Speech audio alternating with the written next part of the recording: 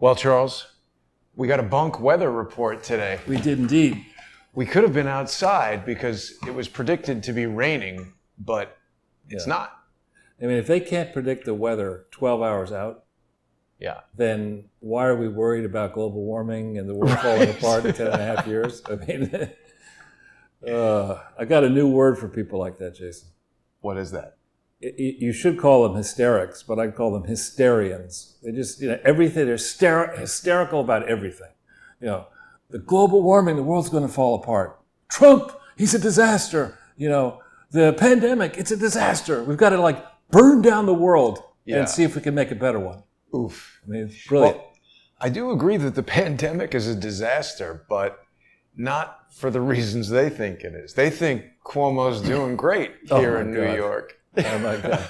I mean, you were on this very early, and I think I was on it very early, both with you and then also with the great Utrice Lead, early on saying, where's the evidence? Where is the trend in, when did this disease actually, or virus actually first manifest itself?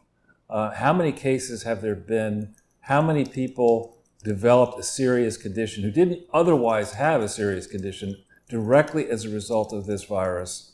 And then by age category, by gender, by pre-existing conditions, how are we sure that this COVID-19 is such a disaster? And from the very beginning, we've had to listen to this mendicant. Right.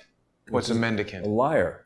I mean, to sit there, it's like you take this little guy and he's, he is very diminutive. The diminutive doctor, yes. The diminutive doctor. And suddenly, he's been working in maybe a very nice office in wherever it is, the National Institute of whatever, for too long. He should basically stop stealing work from younger people. He's almost 80 years old. Right. And working in obscurity and maybe doing good work, and I suspect not doing such good work on HIV and AIDS. The guy, suddenly has become an instant expert on throwing pitches out in baseball, on Tinder dates, on this, that, and then he gives testimony, and he said, well, I don't really think I should comment about that. Well, that's just the core of your supposed expertise. Why would... No, he used the Robert Mueller defense. He said it's outside of his purview. I almost cracked up when he said that. Right. But, from the very beginning, I was suspicious, as I think we've discussed before, when you have one of these rope-a-dope press conferences where the first person introduces the team and says, I'm honored to be on the same team as Deborah Birx, who's one of my star people, and the Deborah Birx gets up and says she's delighted to be with Redfield, and Redfield's delighted to be with Fauci. It's a complete wind-up. And we need to go back into the history of this Fauci and of Birx and of others. And fortunately, that's what we've been doing, these many broadcasts. This is our 248th broadcast together. And at the core of what we've been doing in the past is close examination into whether or not the Clinton Foundation did more harm than good, specifically fighting, in theory, HIV and AIDS. And that's, just exactly what we have here in COVID. In the case of the Clinton Foundation and Birx and Fauci and many others, because the hysterians were all up in arms about George W. Bush, and maybe in hindsight fairly up in arms about him being the president, being selected, not elected, as Hillary Clinton famously said. She said that about W. Bush? Yeah. I think that's true. He's just an absolute dope. Yeah, well, that puts him in the league of people who are evidently qualified to run for president, of which Joe Biden is exhibit A, B, C, and dope now. Wait, you just came up with a great idea, Charles. We could make an updated Mount Rushmore-style mountain that could be the League of Dopes. That's right. Just have W. Bush and Obama and all those guys. You know what it would have to be? It would have to be like a junkyard. Instead of being up on a majestic mountain, it would be, the Fresh Kills landfill in Staten Island. Right, carve it out. One guy and spewed in the garbage, another person in vomit. But you know what I had to ask you, actually? I meant to look into this, and I just got sidetracked. So it was very weird to me that during his testimony, Anthony Fauci was wearing a Washington Nationals mask. I don't know. He threw out the first pitch. For the Washington Nationals. So that's what I'm saying. I don't know that they're necessarily renowned for their superior medical equipment. And I would think that seemed like a promotion in the middle of a congressional, like, what's up with the Washington Nationals? The owner is this guy, Daniel Snyder. And I mean, is he like donating? What's up with it is, and again, I'm not a baseball fanatic, but I believe that the Washington Nationals, like the Chicago White Sox, were a long-suffering team that had, year in and year out, never won recently a World Series or whatever, and everybody in Washington, D.C. sort of adopted them as a team to root for. Charles Krauthammer, the late, great Charles Krauthammer, was a huge fan of the Washington Nationals, and many people at Fox and others would go out together in Snyder's box and go to games. But you're actually, as usual, making my point for me. I mean, so in the case of this Fauci, he's literally has to be put up on a pedestal, otherwise you couldn't see him. And he's everyone tells us this is the great guy who orchestrated the wonderful fight against HIV and AIDS. Now let's think about that for a second. Okay, for what we know, gone well. Well, it hasn't gone. It's gone atrociously. So we have a situation where the cost of treating an HIV/AIDS patient in the United States of America remains extremely high. How are those costs defrayed? Principally by insurance premiums and other ways. And instead of bringing that cost down, as much as those costs have gone down internationally in the poorest countries in the world, instead these costs remain high. We haven't really been checking very carefully, I don't think, how efficient the provision of care for that has been. And certainly the pharmaceutical companies do really well off the prices of these drugs, which remain so very high. And so what really happened on the HIV/AIDS tale, if we go back to the hysterians back in 2000, there was, oh my God, this medicine's going to cost, let's call it $20,000 a year. The care is going to cost $20,000 a year. And then the simpletons, AOC, who's probably at the top of her class of idiots eventually in economics, says, oh my God, the average GDP, if she's this smart, the average GDP or economic output outside the US is $2,000 a year. And there are going to be a lot of people who get this HIV and AIDS. How are they going to pay for the medicine? And so they come up, Bill Clinton and these other fake doctors come up with the idea of saying, all right, what we'll do is we'll lower the price of these drugs in countries like Ethiopia. Isn't that going to be a wonderful thing? Without saying, well, wait a minute, there are no doctors in Ethiopia to speak of. There are 117 million people, 110 million people in Ethiopia, no roads, no good roads, no electricity to like 70% of the population, therefore no way to keep the machinery that might be used in a hospital efficiently running. If you need you need to be cool or hot or whatever, you can't guarantee the integrity of the medicines, and not to mention the corruption. And, the cynics understood clearly, and I think we put this up, we may or may not have put this up before, Jason. Did we put up the Magaziner memo? Which one? We'll do that in a bit. The cynics, understood in the very beginning that there would be a huge demand or huge support for the idea of sending money to pay for HIV and AIDS treatment in the poorest countries in the world, but there would be no checking of what actually happened to the money. So back in 2001, 2002, when they created the Global Fund, Bill Clinton and others were all over the idea of getting involved in projects where gullible countries, gullible donors would send money towards this project that sounds great on paper, and the money would disappear to fund lifestyles, to fund inside the recipient countries, inside the donor countries, to fund political campaigns. And all in, this is a project, the HIV/AIDS project, that internationally probably defrauded the world of $100 billion or thereabouts. Were there some good developments? Perhaps. The reduction in the price of HIV and AIDS medicine was an idea that generic Indian manufacturers had come up with in 1998, when Bill was still president, and when he opposed this project, because he wanted to protect intellectual property and he wanted he himself and Hillary. Bill Clinton wanted to protect intellectual property as he was giving everything to the Chinese. And Indians. Wow. Well, yeah, he was trying to curry favor to Silicon Valley on paper to get donations to finance his wife's election campaign in 2000. So, but the point is, this is a project. When you hold this man up, keep him on a pedestal with, and you really can pronounce this word. If people are wondering, you can pronounce it SCARFAUCI, or with a hard CK, and delete the A. But this person's record is finally coming under the microscope. You and I were on this really early on, and I'm not going to say exactly who I sent a detailed memo to, but I sent a detailed memo to somebody who is in constant communication with Donald Trump early on, saying this head of the World Health Organization is a communist idiot, frankly, who this Tedros guy who was not qualified to lead the World Health Organization, who did a horrible job in Ethiopia, who was an enemy of the United States of America, and who was an ally of Communist China.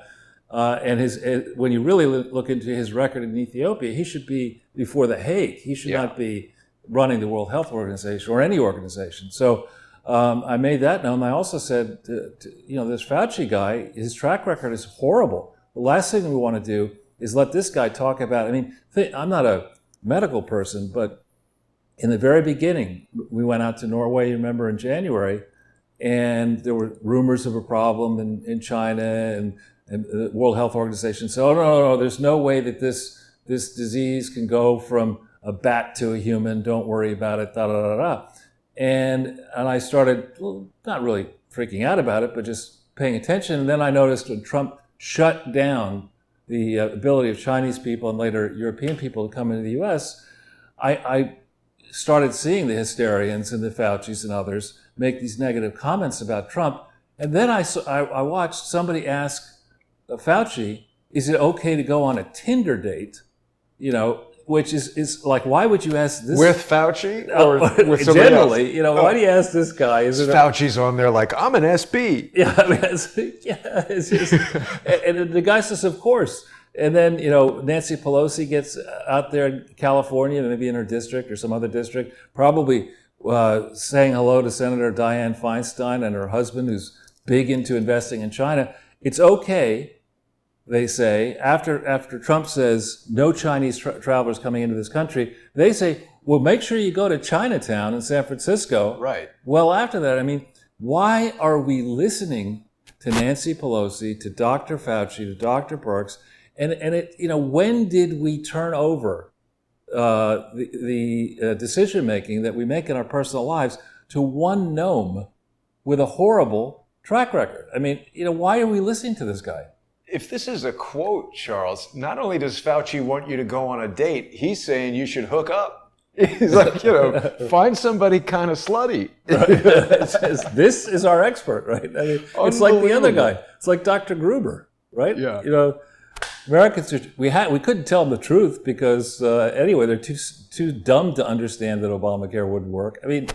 These are people, these fake experts, and people I think have become too lazy. It used to be passive, definitely lazy. You get one chance, to live your life to the fullest, and if you want to get the most out of it, you've got to make like a cursory investment in the facts and understanding what's true and what's not true, because this is living proof that somebody will live for decades lying his ass off, not disclosing his conflicts, and the fact that he likely, one way or another, is getting his research funded or maybe personally benefiting from the idea that one of these big drug companies should get a vaccine that then every one of us is going to have to buy at some exorbitantly high price. And, I think that, particularly as I age, I'm generally skeptical of everything, but, to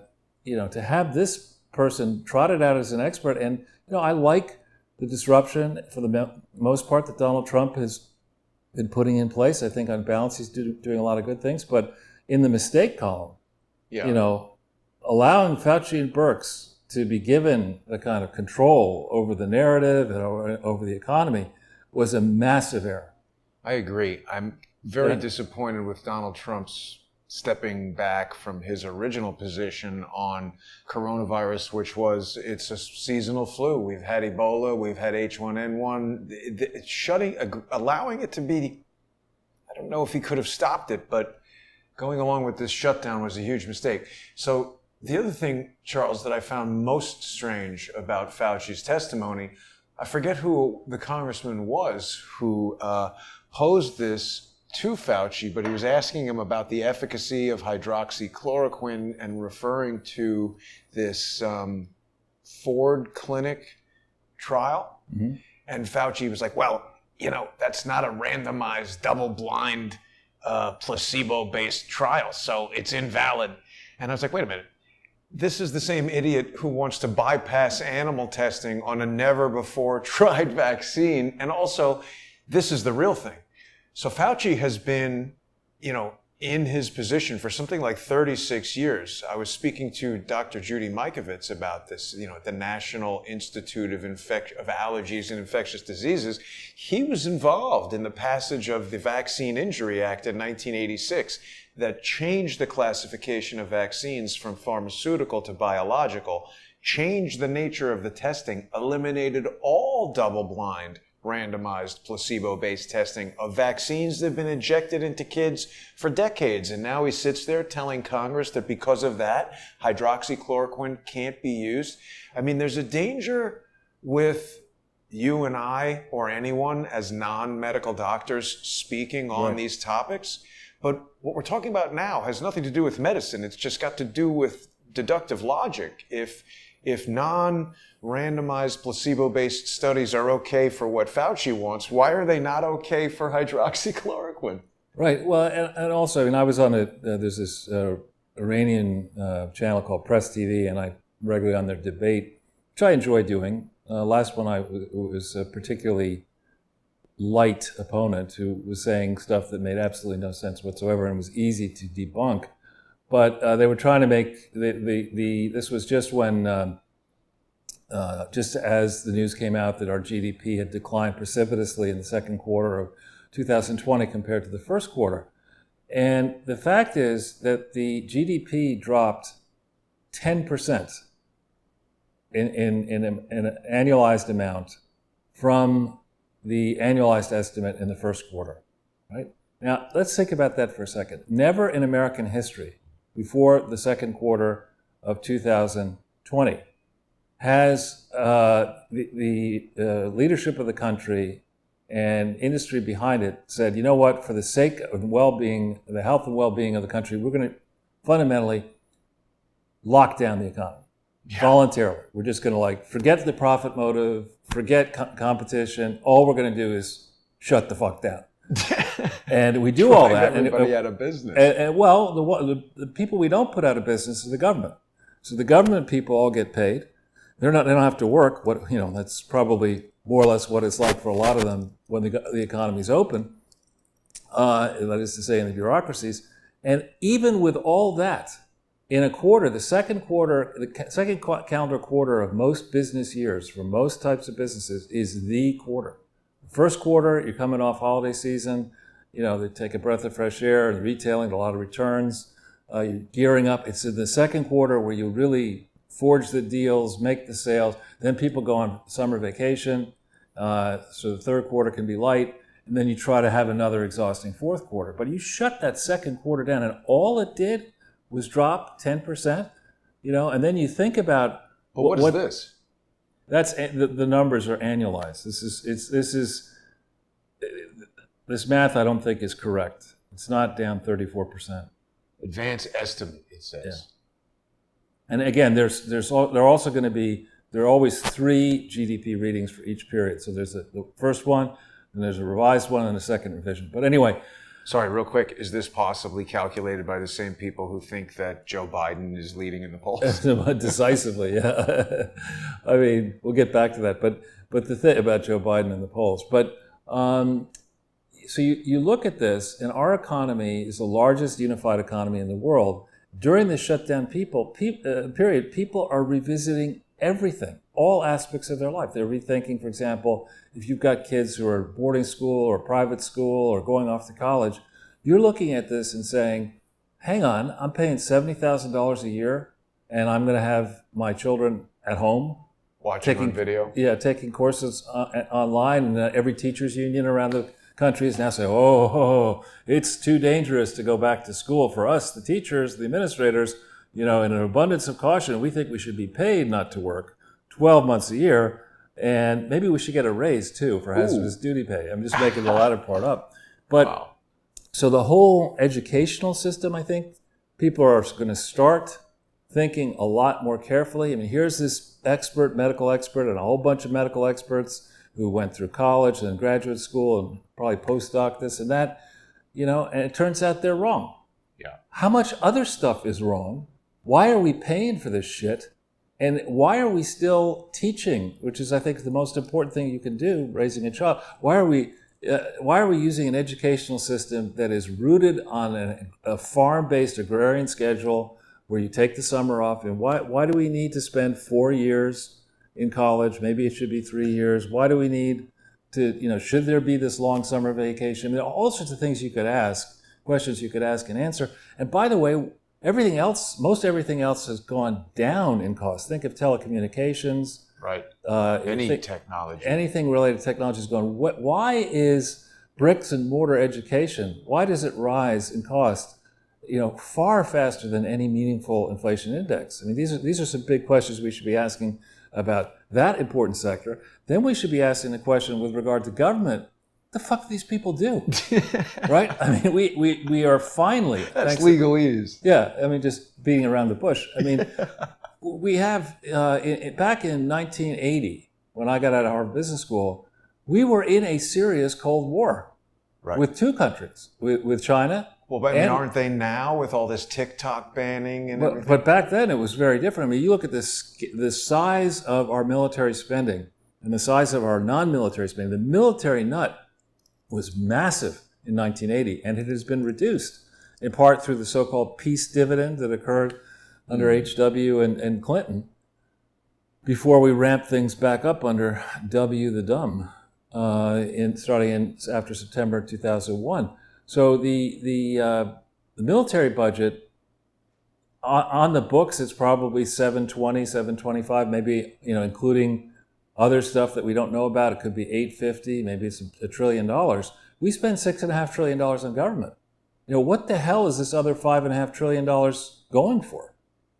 And, if it's anything like the Dr. Birx and Dr. Fauci HIV/AIDS stuff and the Global Fund and stuff like that, I think we who pay the taxes and our children and grandchildren are going to have to pay down the debt eventually, deserve to have a real reckoning with these people who, immediately say, AOC on the strength of being able to mix a daiquiri, maybe, or a margarita or whatever. Suddenly she's an expert on global warming and wants us to spend $93 trillion immediately, or the world's going to blow up in 10 years. I mean, that's sort of an argument. That way of thinking amongst government stands in stark contrast to the private sector. And I think we should be really putting these politicians, holding them to account.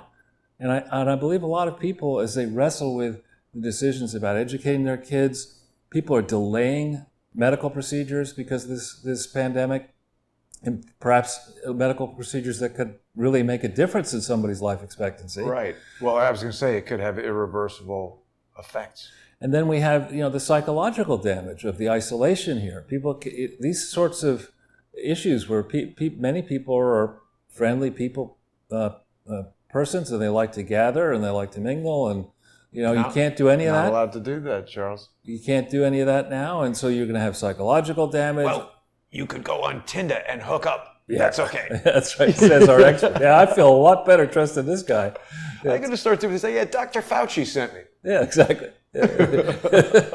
Go like, well, what about cocaine? Should we try cocaine? Yeah, why not? Sure. Why not? Just a bump. It's not a gateway drug. I mean, don't worry about that. I should know. I'm a doctor. Oh my God. It's really unbelievable what he was saying. And then now there's a lot of other people that are talking about things related to hydroxychloroquine. I saw something about Bahrain and Turkey had started using it early. I mean, it's amazing how it's just that one sort of item taken by itself. He wants to recommend that everybody get this messenger RNA vaccine or any number of another version of a vaccine that hasn't even been tested. That you got to go for. Right. But a drug that literally millions of people have taken over the past 6 decades, which in and of itself is a massive test. It hasn't been removed from the market like Zantac just was, like Accutane was, like so many Vioxx, those things didn't last 55 years. So that's something of a test. Here's a drug that many people we know have said they've taken it when they went to Africa or whatever. It was mild.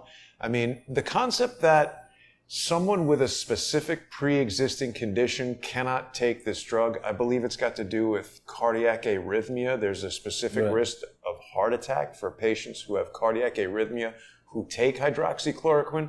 Well, all right, they are not in the group that should be taking it.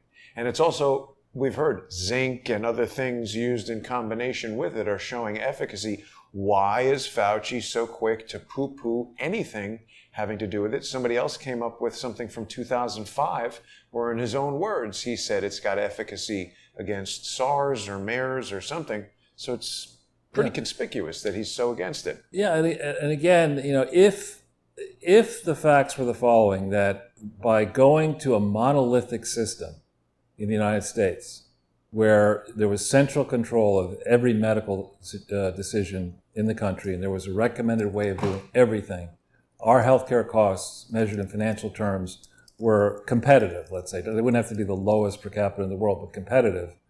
Then you might bite into the argument, well, maybe there is some truth to the fact that we should be really measuring these type of decisions among patient pools of 1 million or 2 million or 10 million or whatever.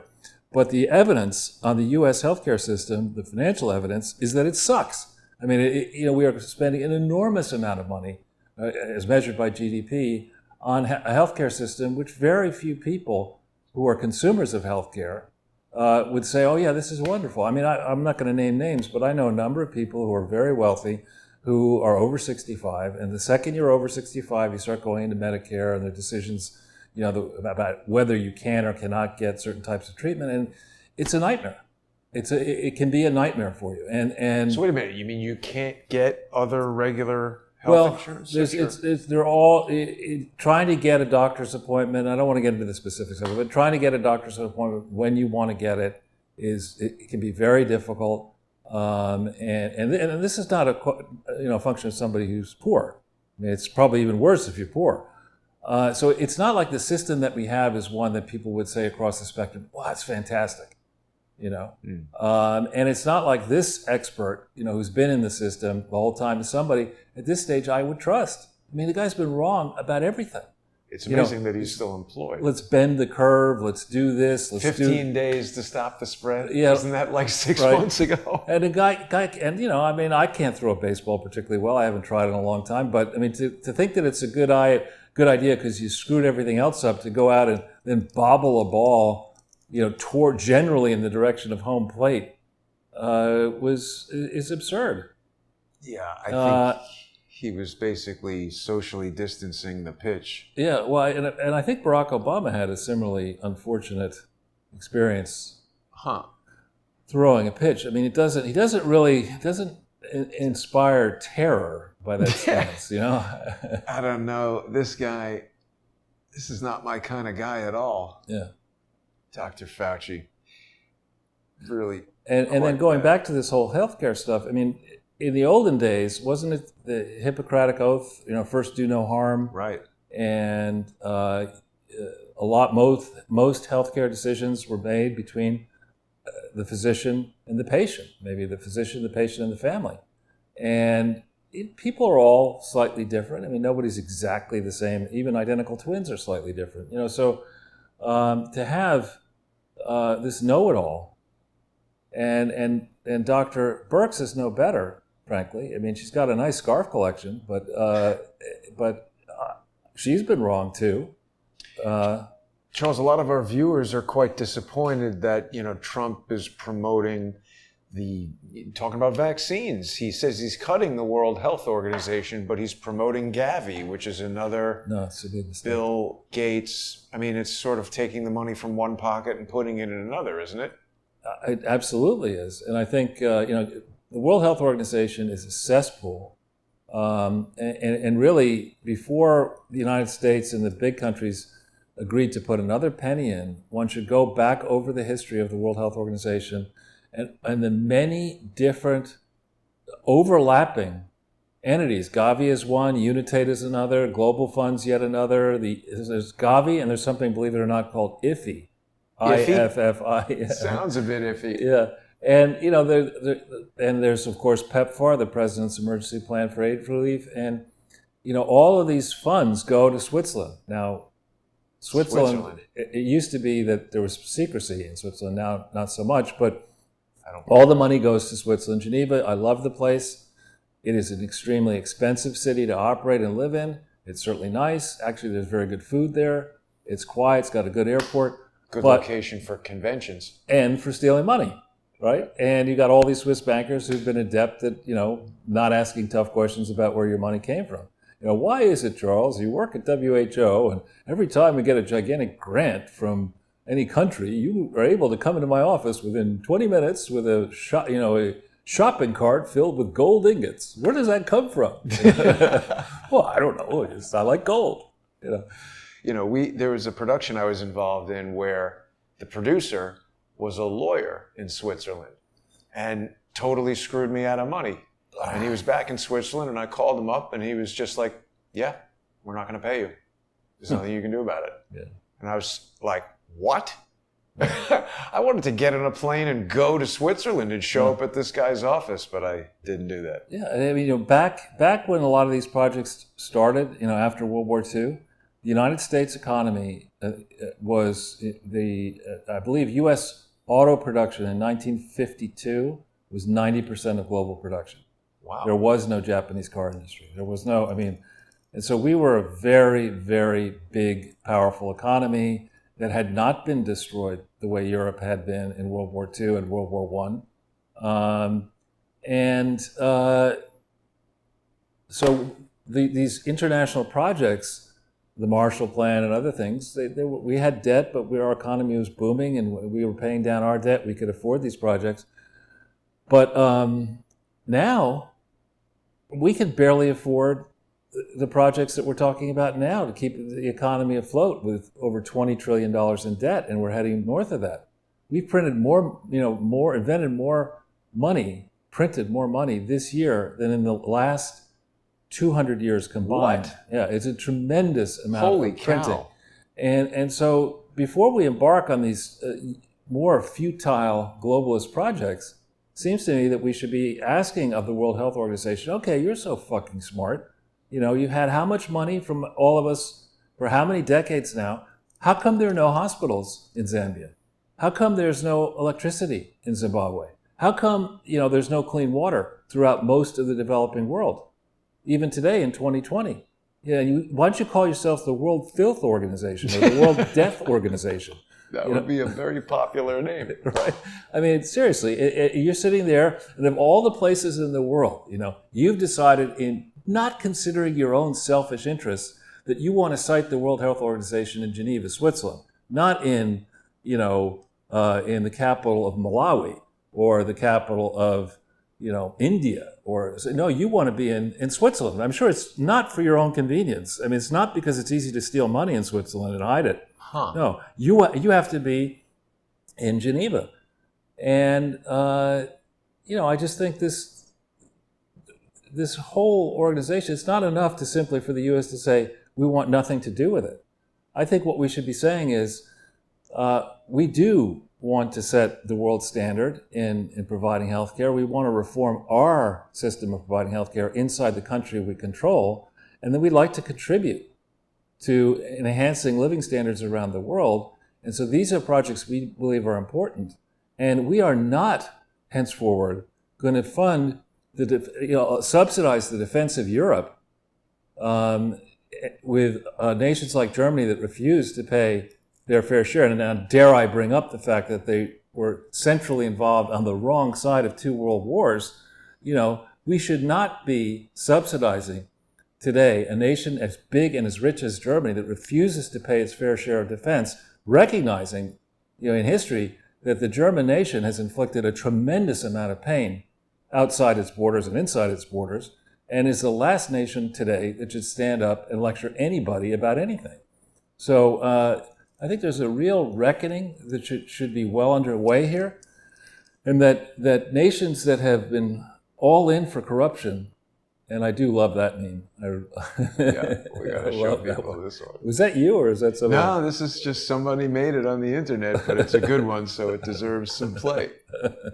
Actually, German Hillary's Canadian girlfriend deserves some attention this week, Charles. There's that whole dust up with this me, we. Yeah. What is that all about? Well, so there's a foundation in, I think, Vancouver, that has gotten a fair amount of government money. Maybe it's not in Vancouver, maybe it's in Toronto, but it's gotten a fair amount of government money. And then that money has been turned around, and the allegation is it may have gone towards Trudeau family members and other Canadian politicians. And it's more like we to me. This is set up. Yeah. So, it's what I've heard about it. It sounds like the typical Clinton Foundation thing. This is a big charity. They're friends with the prime minister. The family members are getting paid huge sums to give speeches, and there's some kind of excuse where, that was had nothing to do with the. Again, it's it used to be in the old days when you would hear about so and so has a foundation, you would think, well, that's pretty noble. Giving away your money instead of giving it to your children or whatever, spending it on expensive living, that's a noble thing. But what has happened, it's a lot, it seems, like the SEC, where, instead of disciplining the Securities Exchange Commission, instead of disciplining the miscreants and criminals who brought us, close to the brink of disaster in 2000, 2001 with the internet bubble, then 2007, 2008, and more recently in March of this year, instead of making sure that people who buy and sell securities to the general public actually produce financial reports that are correct, it seems that the SEC spends a lot more time, watching porn and delaying investigations and allowing the lawyers who practice before the SEC or work in the SEC to then leave the SEC and go take really fancy, high-paying jobs representing the people who want to continue the criminal behavior. And so the regulatory apparatus to really discipline the sharp investors is just nowhere close to being where it needs to be. And it would seem by design, the regulatory apparatus for charities simply doesn't exist. The rules are on the books, but the attitude is, politicians are stealing money? Why do you think we set this charity up? Campaigns are expensive. We consultants need to be paid. And so, Bill and Hillary deserve, I think, to be called out for special treatment because they have been at the center of using presidential foundations and other foundations to enrich themselves as laundromats for trading contraband and ill-gotten money for political influence back and forth. They've been doing this now for in their 24th year through the Clinton Foundation doing it. And other world leaders notice this. Now, the Trudeaus had been up to this before the Clintons. Pierre Trudeau had a foundation, which is the current Trudeau Foundation. But some of these, what's his name, Tony Blair, and some of these other people, they watched the Clintons get away with this bullshit. They watched the Clintons fly around the world, be honored everywhere, get these awards and these prizes and these speech payments and book deals and whatever. And they're all lauded as noble philanthropists. Bill Clinton has dedicated his life to public service alongside Hillary Clinton. And they're fantastic people, right? No, it's a goddamn laundromat. And it's obvious, and a lot of people have known about it for a long time, and yet they keep getting away with it. Contraband would be a good name for William Barr's legal team. Here's a photo of Pierre Trudeau hanging out with Mao Zedong. God almighty. And he's also apparently down with wife swapping with Fidel Castro. So there's a lot of questions about what Justin Trudeau might be up to. You know, Charles, we've got Chris with us saying Trudeau, this is in the comments on YouTube, Trudeau has apologized for screwing up again and nothing happens. I understand there's no RICO laws in Canada, so perhaps, I don't know, what will happen to Justin Trudeau? Anything? I mean, same thing that's happening to Bill Clinton, nothing. Well, it would seem that in the case of Canada, it's obviously a much smaller country. Wealth is much more concentrated in Canada. I believe there are ways around inheritance laws up in Canada. So a very small number of families control most everything that's going on up there.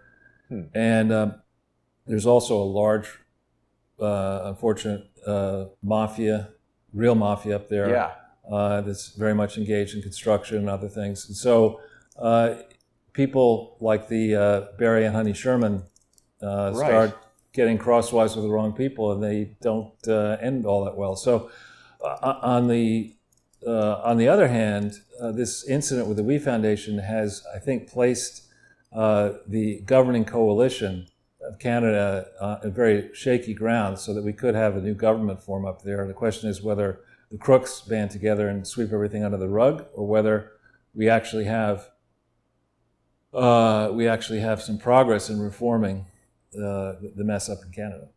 It's interesting that you mentioned Barry and Honey Sherman, because not 2 years after their death, there was this press release that their generic pharmaceutical company has donated 2 million doses of hydroxychloroquine to the public health of Canada for a clinical trial. I wonder if Dr. Fauci would approve or disapprove of this. But it's interesting because, Mike Moore at TruePundit.com, they've done a lot of stories about how long this, pandemic has been kind of contemplated and some might say planned. I wonder if Barry Sherman, as the CEO of Apotec, might have known something that perhaps he expressed, oh, well, we'll just make hydroxychloroquine, and somebody said, bang. That was also originally reported as a suicide. I know. Strange how all these suicides are. The suicide hotline is ringing off the hook. That's right. If you know the Clintons. Right. Exactly. So speaking of suicides, it brings us, I think, to the subject of Epstein. And Epstein very much in the news. Of course, this document dump, 600 pages on, was it Thursday? And a lot of commentary. I was watching Fox last night on Waters and Jeanine Pirro. A lot of chatter about just who was doing what to whom, whether in Virgin Islands and Florida and New Mexico and elsewhere. And I think when we evaluate statements coming out of the Fruithead, the spokesman for Bill Clinton, Angel Urena.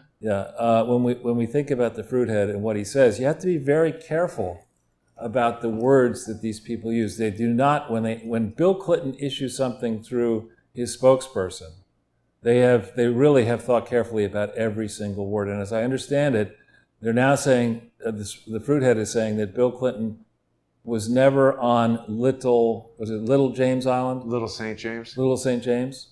Now, that's not necessarily the question. We have, remember that footage that you found of Angel Urena landing? It was his own Medium post. Yeah, but where was that? Weren't they landing in that would have been St. Thomas. I don't think you Well, can that land. St. Thomas is adjacent to the island. Well, I mean, the thing is, I'm pretty sure you can't land a... No. Again, that's not the issue. What I'm trying to say is when Bill Clinton spokesperson says he wasn't in a specific place, that doesn't mean he wasn't, engaged in that kind of activity on Epstein's jet flying to Africa, as an example, in 2002. Yeah. Well, that's right. It's a very specific, sort of gerrymandered, lawyerly comment. There you go. Where is it?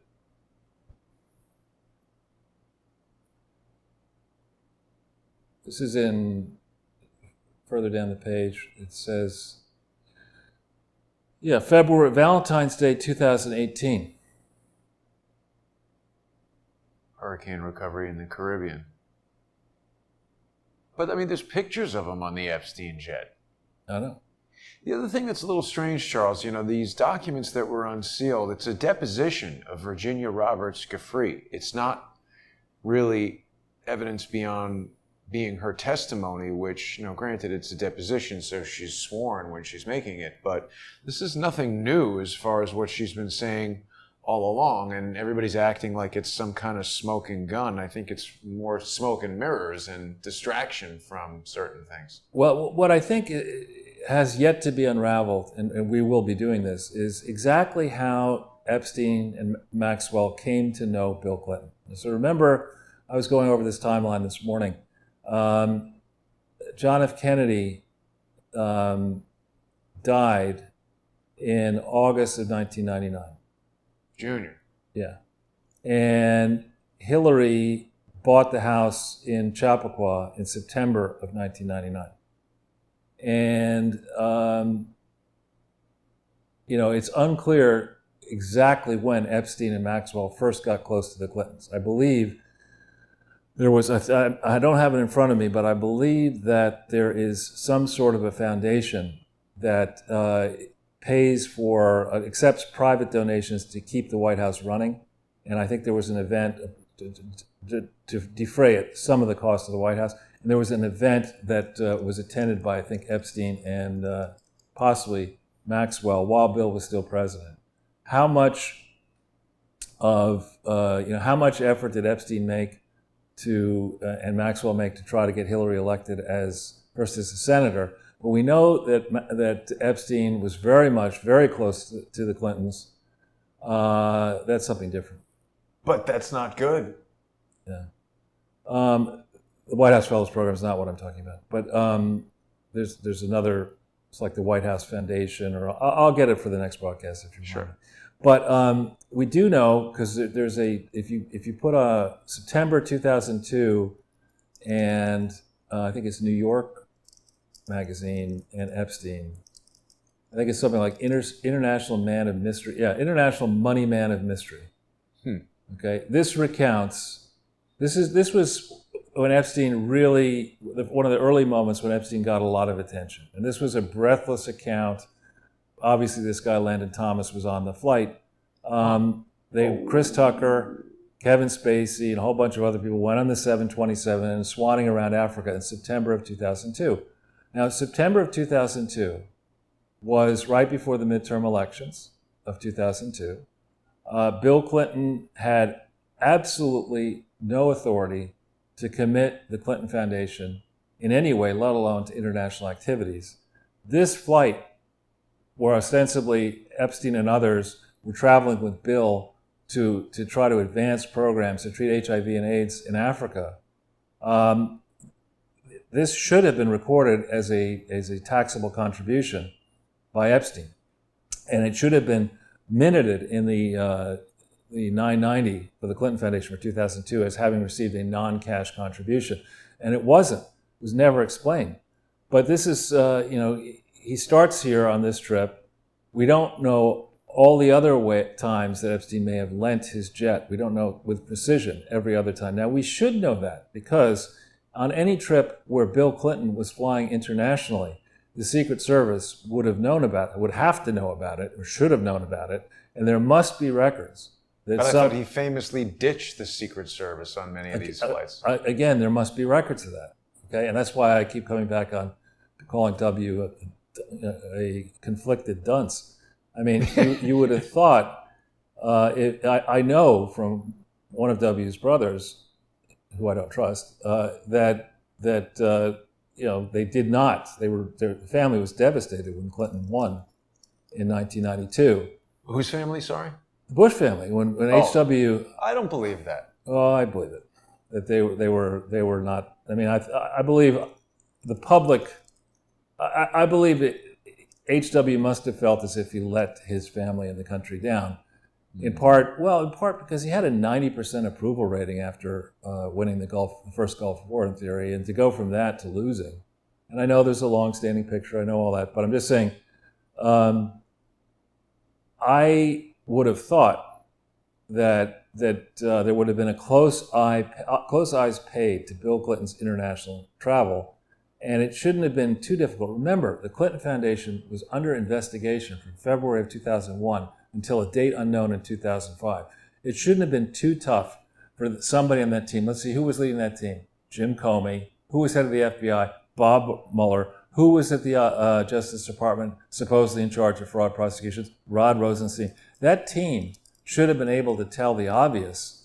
Bill Clinton's traveling around the world saying his foundation is doing all this work, but he's not on the paperwork of the foundation. The foundation hasn't done its paperwork properly. And they weren't able to bring that investigation home the way they should have brought it home.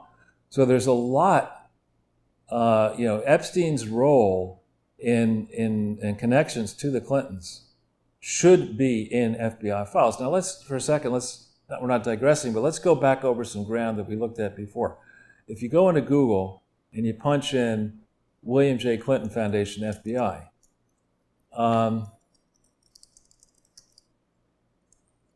I was doing a little fumbling around this morning, going back over this ground, and if you look at this up here, this summary, this initial release consists of material from the FBI files related to the William J. Clinton Foundation.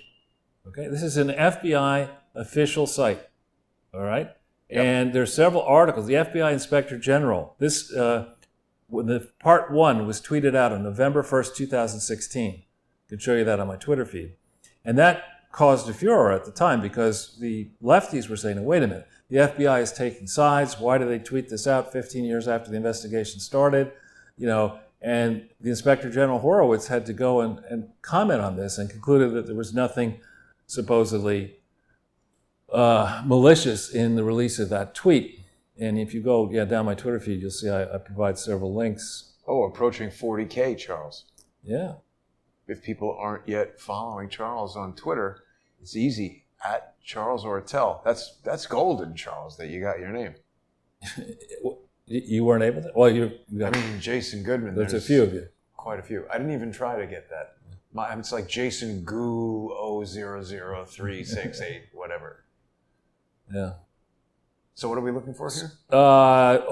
Here's the FBI report finds that the tweet on the Clinton Foundation, it was a technical glitch. There was nothing evil about it. This is from Fake News CNN. That is so stupid. How is it a technical? Whoops, I tweeted. But November 1st, the election was November 8th. So it's not a technical glitch. Right. That somebody tweeted it out. Right, but so let's go back into that vault file there for a sec, if you can. Yeah. Okay.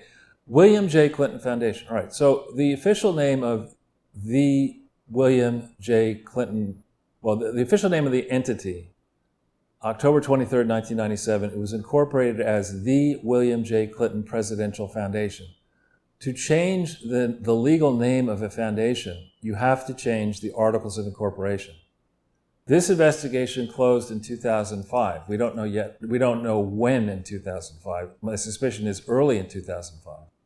The first attempt to change the name of the William J. Clinton Presidential Foundation was on April 23rd, 2005, when the name, in theory, an attempt may have been to amend it to be the William J. Clinton Foundation. So uppercase T, not really, what's lowercase. The point in even doing that? What? What is the point in even doing that? I think the point, and they talk about it in other FBI warning sites about foundation fraud, if you see a foundation that uses multiple names and addresses that are all slightly different, it should get your hackles up, because what a crook may be doing is using slightly different names to open up bank accounts so they can steal money. Now, just stay on this for a second, because this is the first time I've seen this in this way. They can create multiple bank accounts, have people send money to an account that sounds like the real one but isn't, and then steal that money. This is really interesting because here you have the double wide, the William J. Clinton Library Museum, right next to the Heifer Village and Urban Farm. Right? Yep. And we see those two buildings. We're not experts on, at least I'm not an expert on architecture. Yeah. This complex cost $165 million. this complex cost 30. It seems a more complicated design. This complex was completed after this complex. Inflation tends to rise over time. So, Right. I mean, this is, just look at this. And you don't have to be the kind of numbers person that I am to say, this did not cost 165 million, and maybe this didn't cost 30. Maybe this was really 50, and this was really 100. Why would they say it's less for the Heifer Village? I don't know. And what is East End Village Elementary School doing over here? No, It's always interesting to look at these different things from different perspectives. different perspective and from Google Earth. And I wonder what's playing at the IMAX theater here now, Charles. I'm sure it's closed for social distancing. You can't see the Dinosaurs movie, which, by the way, has nothing to do with Bill Clinton's presidency. Although he is a dinosaur, he seemed more, Bill Clinton, of all the things I could say about him, I've never seen him seem as decrepit as he did at that political rally. I mean, John Lewis's funeral. That was really deplorable. But so going back into this for a second, the FBI vault. Here's the FBI. I know when I got a call from an FBI agent saying, is this Charles Hertel? I said, yeah. I'm Special Agent so-and-so, and I'd like to meet you immediately. He said, I'm sorry, did I say yes? No, this isn't Charles. Let me see if I can find him. Yeah. No, I mean, it rightfully should invoke the fear of God. I mean, the FBI wants to go after you, they're going to go after you. And here's the FBI publishing this November 1st, 2016, and even they do not seem to know the correct name of the Clinton Foundation. And the obvious fraud in a charity fraud is you say you're going to use this money for a specific purpose and you just steal it. Yeah. And the way you steal it is by creating fake bank accounts in slightly similar names. You would think, that people would have been all over this by November 1st, 2016, remembering we know from the Horowitz report that multiple investigations, at least two, into the Clinton Foundation were officially opened in January 2016. Now you have this vault file releasing something November 1st, 2016. The first release was like 129 pages or 126 pages. In the body of, there are three parts of it, in the body of one of them, it says that hundreds of interviews were conducted, right? So, and that it also says in the summary there that a lot of information was redacted because they were personal records and they were because of grand jury secrecy rules.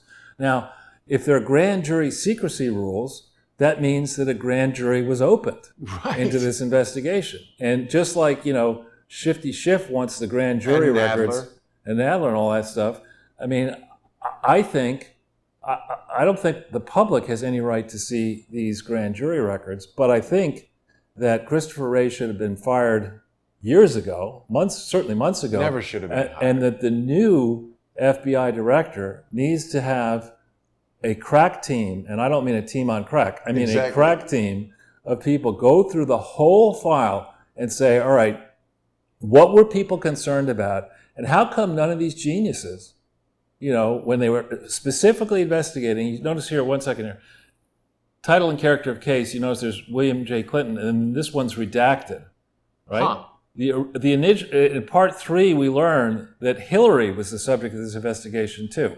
We've been over this before. The Bill and Hillary was under investigation for her role in potentially corruption involving the Clinton Foundation. Why would they redact her and leave him? Because he's the ex-president, she's a sitting senator. Right, is one reason, but one potential reason. But anyway, we would want to have a team of people you could trust who are truly apolitical. Look back over this file and come back and tell somebody like me, how come nobody noticed what we're now going to show you? It's just a slight digression. How come nobody noticed that the books and records of the Clinton Foundation are basically missing? The president is missing, Joe. The president's morals are missing. So to do a little bit of a digression, if we go into Google and punch in Clinton Foundation Annual,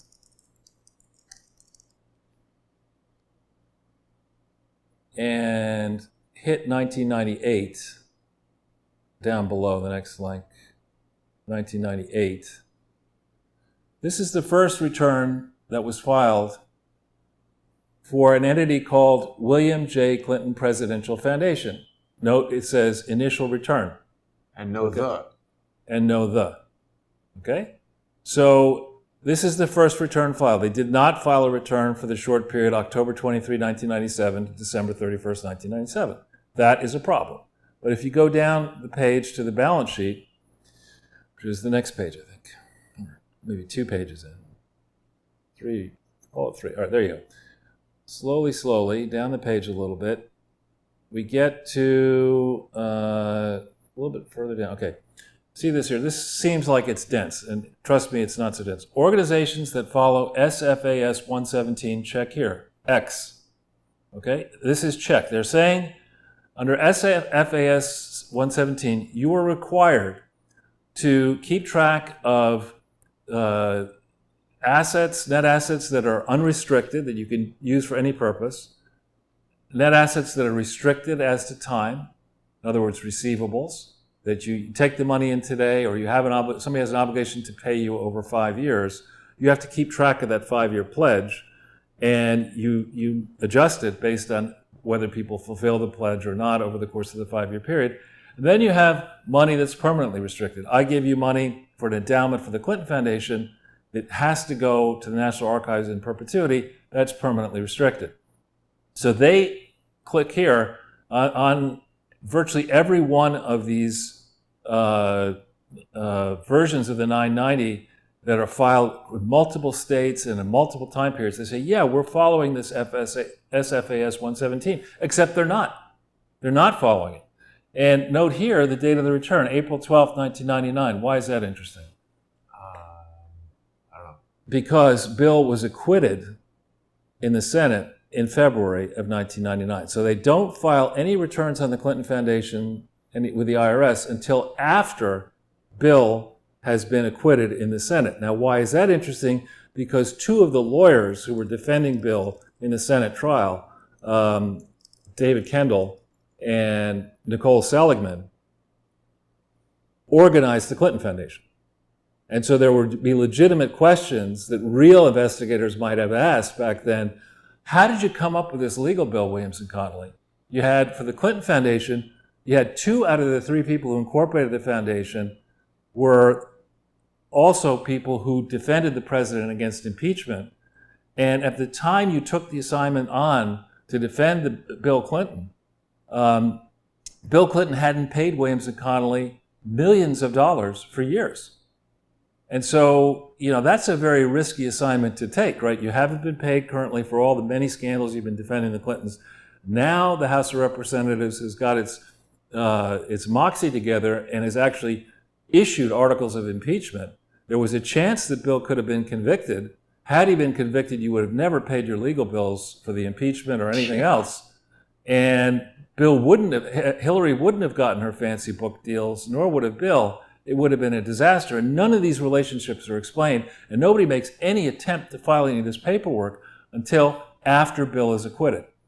And this is notice it's filed in April of 1999. Even dopey James Comey could have taken a look at this and said, now wait a minute, there's something really odd here. How come there's no tax return for 1997? And if we go further down into the text a little bit further down, I'll tell you when. I think it's a schedule towards the end, the textual commentary typed in slowly. Textual Keep going. healing.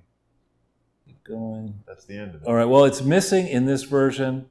We have it, some of these statements are missing. And one of the statements that's in the New York State version, I forget where it is. We have it somewhere. Oh yeah, I got it from New York State. I can't show it to you because it's on my email. We don't have access to that this way. But we have the version that was really filed, and that version claims that the Clinton Foundation was not operating until 1998. Well, that's not the way in which you apply for tax exemption. You have to have an organization that exists and is operating before you ask for tax exemption. So, of course, the real 1998 form is not the one that you find on the Clinton Foundation website. For those of you who think that I may be talking out of my ass about SFAS 117, let's go into Google for a second.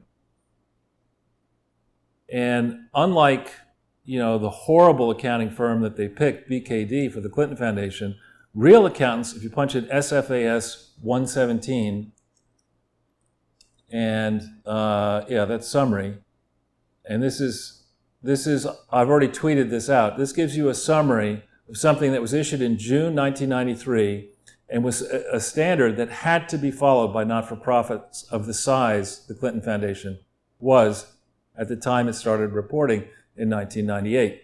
If you go back, it should have reported in 97.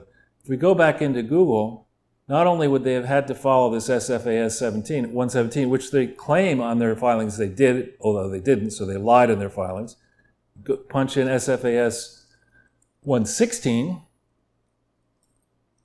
and FASB or whatever. Summary of that. Yeah, this one here. No. Which one? This one. Oh. Yeah. Again, around the same time, this is a summary of how you have to account for contributions received. So why is this meaningful, Jason? Let's say, people were in the business of giving you 10-year pledges and 5-year pledges of large sums of money, or giving you money today that you could only spend over the course of 10 years. Uh-huh. Right? You would want to be very careful about making sure that if somebody gave you $10 million that you're supposed to use $1 million a year for 10 years, that you segregated the $10 million and you only used it year by year. If, on the other hand, what you're trying to do is bribe the Clinton family, right, then you don't want to have any granular assemblage of contributions and cash flow. You want to hire a crooked accounting firm or a lazy, stupid accounting firm who is willing to allow this politically prominent and ambitious family to trade money for influence through this leaky Clinton Foundation that nobody seems to want to check.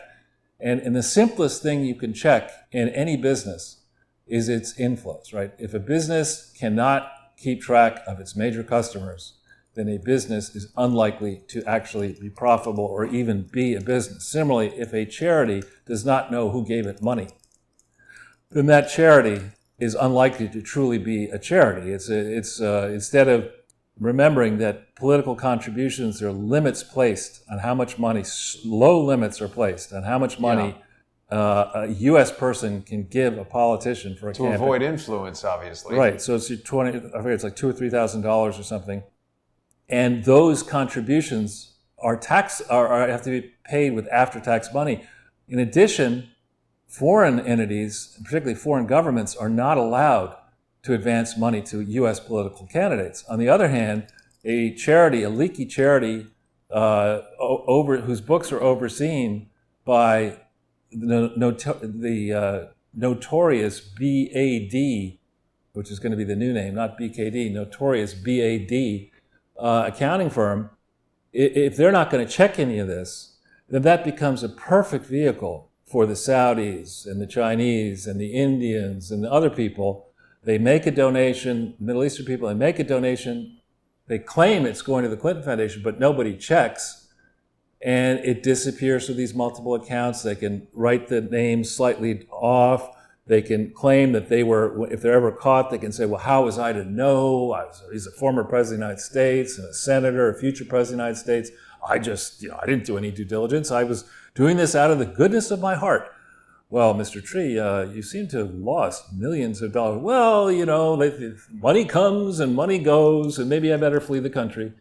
Yeah, whatever happened to him? He was indicted, right? But nothing... Did he flee the country?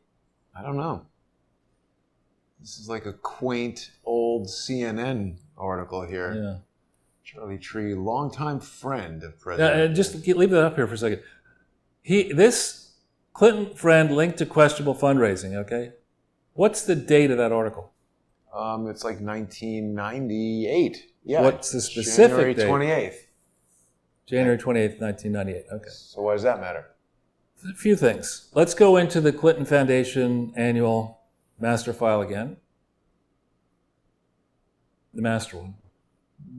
If you click beforehand. Yeah. No. There we go. Oh. Yeah. Yeah, and then go down the page here to Clinton Foundation IRS determination letter. That one. This is the letter from the IRS, comes back saying, you've got official approval to create your presidential foundation. It's up and running. What's the date of that letter? May 11th, 1998. No, January 29th. Oh, right. Oh, wow. It was faxed on May 11th. Whoa. So our crack team at the IRS was not reading the CNN article. Charlie Tree is under suspicion of illegally funding money towards the Clinton political campaigns. They need another vehicle, so they create this Clinton Foundation, Clinton Presidential Foundation, with none of the paperwork proper.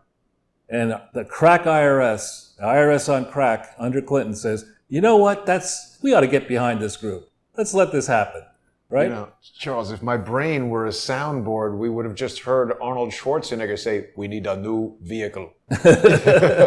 So there's January 28th and January 29th. Now, let's go into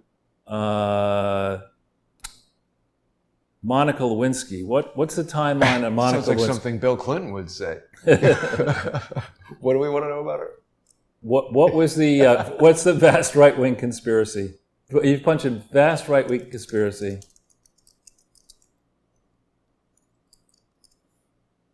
Okay, and what it's funny that it has a let's see, 1995 the Today memo. Show interview. What's the date of that?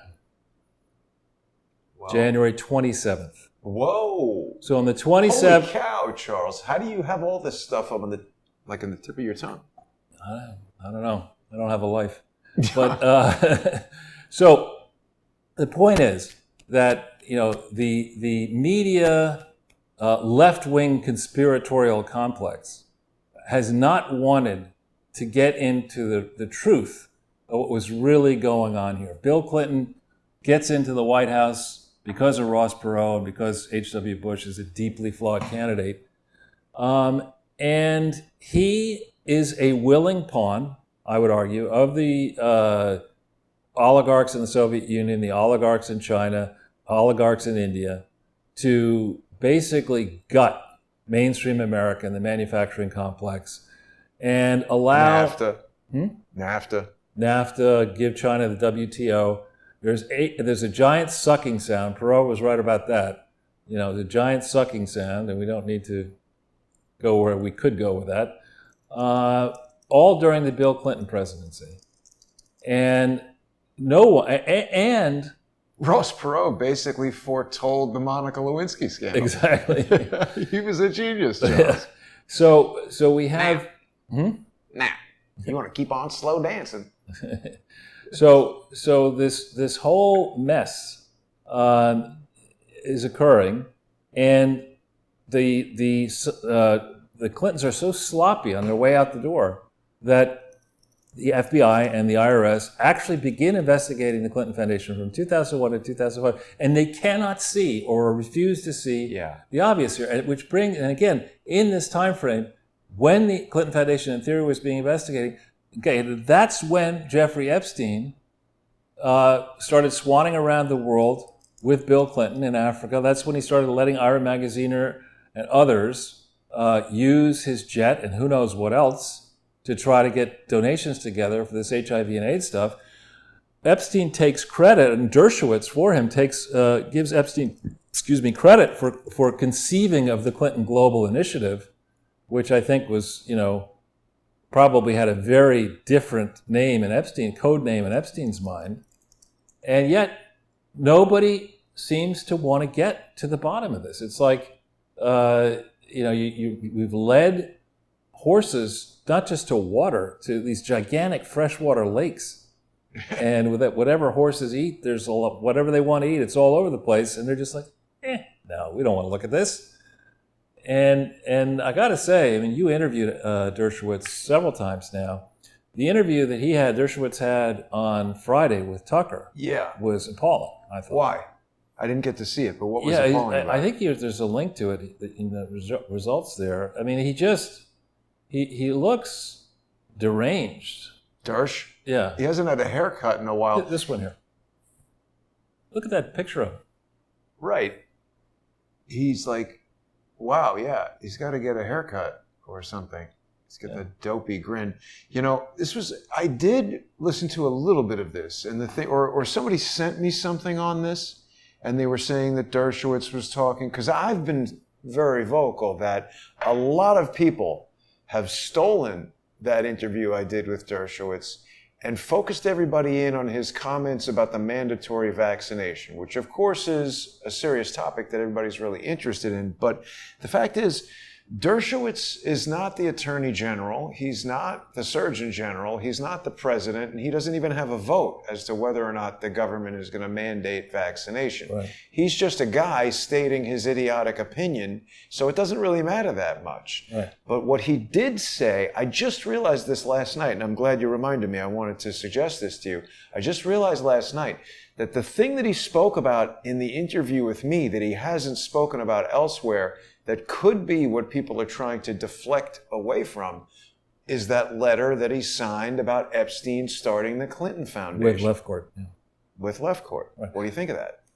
Again, we've done several shows. I think we should pull that letter back up if you can find it easily. Sure. I think if you punch in Malia Zimmerman, you get to it, and Dershowitz, or an Epstein or something.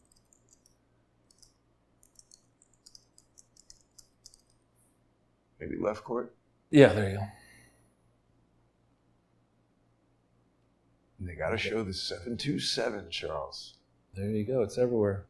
But, this is July 6, 2016. This is published. Now, remember, July 6, 2016, this is just after, it's a year after this, well, it's 9 years after this letter, July 6, 2007. But Dopey James Comey clears Hillary on the 5th of July, 2016. This story comes out on the 6th. And here we go. Yeah, Mr. Epstein was part of the original group that conceived the Clinton Fraud Initiative, Global Initiative, which is described as a project. To put this paragraph in, I was of the impression, until seeing this for the first time a while back, that Dershowitz was really smart and cautious. No. I don't think so. You look at this and you'd say, all right, Dersh, okay, maybe you're up there in Bristol, Rhode Island, and Martha's Vineyard, and Boston, or whatever. Does the Clinton Global Initiative actually exist as a legal matter in New York, where it was operating in 2005? You don't need to pay a lot of money. You can go online. You can just punch it into New York Secretary of State entity search. There was no such entity. It was formed September 4th, 2009, illegally, having operated in 5 and 6 and 7 and 8. Right? Dersh should have known that.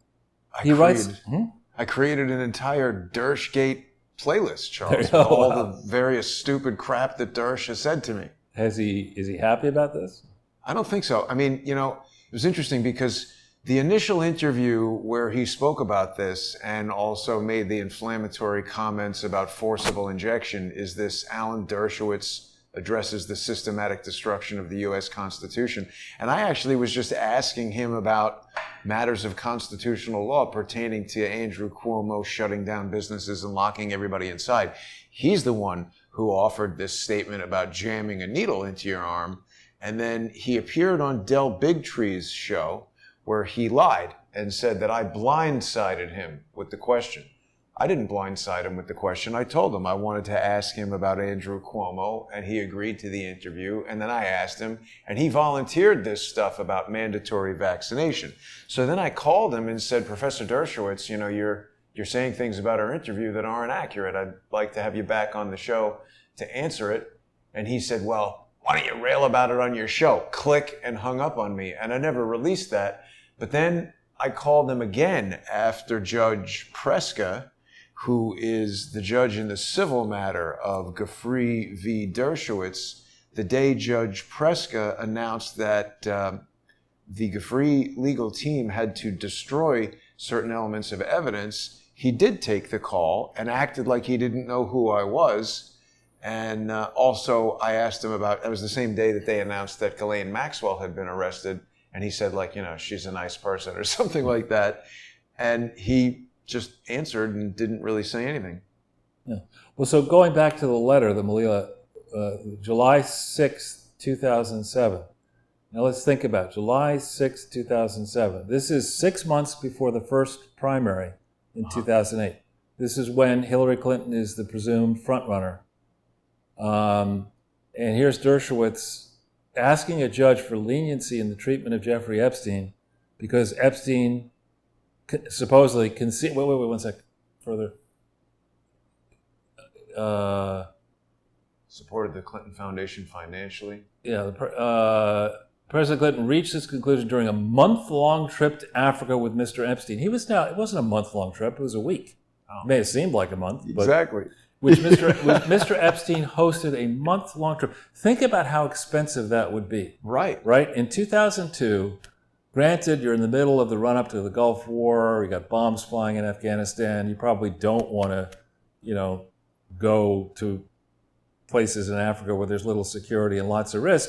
But a month-long trip on a 727 all across Africa with all these people in this, that should have, if it really were a month-long trip, cost millions. No one would do it, Charles, I know. because a 727 is the least common Boeing aircraft ever made. And so traveling all around countries in Africa, if the tire pops, it might take you weeks to get a replacement part. Right. 737, conversely, is the most common Boeing aircraft ever made. If you were a half a billionaire, why would you buy a 727 when there's millions? Well, not millions, but 737 is plentiful. You can buy a lot of used ones. There's a lot of mechanics for them all over the place. Flying a 727 on a trip like that makes no sense unless you had a very specific purpose for it. Right, and also why lie? I guess because lying is their daily sport. But why lie? Why call a week-long trip a month-long trip? And when you can check, it's easy to check where Bill Clinton was every day of his life, or for most of each day in his post-presidency. He's under the protection of the Secret Service. Malia Zimmerman is also closely tied to a lot of controversy related to Seth Rich. So it's interesting that she's reporting on this. And you add to that, I personally don't trust anything that comes out of Fox News, the New York Post, or the Wall Street Journal, because I think it is not a newspaper, but a tool of the intelligence community. Well, and I did like, did you see that revelation that James Murdoch has resigned over dispute over editorial content? Now, last I checked, the News Corp entity is not 51% controlled by the Murdoch family. Maybe something has happened since the last time I checked, and they do control the majority, but if you control less than a majority of a public company, you better not operate it as a family corporation. And what are the qualifications of this person to be on the board of News Corp other than he's the son of Rupert Murdoch? Well, he's good at hacking mobile phones, I guess. I don't know. And then we have, further down, it describes his wife as a longtime employee of the Clinton Climate Initiative. Oh, really? Which I don't doesn't think exist. I knew that. Wow. See, I'm telling you, all of these things are either intelligence operations or cutout businesses for laundering money for intelligence operations or propaganda tools of intelligence organizations. I just don't trust them at all. Well, let's go back over that just for a second, because new viewers may not know that we've extensively talked about this in the past, but there's a great service called opencorporates.com. If you punch in opencorporates.com, Sure. you can put in the name Clinton Climate Initiative, and you can see whether there is such a thing in, it searches all jurisdictions in the world. It can search 186 million companies that are registered. Let's see if Clinton Climate Initiative. Or just even Clinton Climate anything. Yeah, whatever.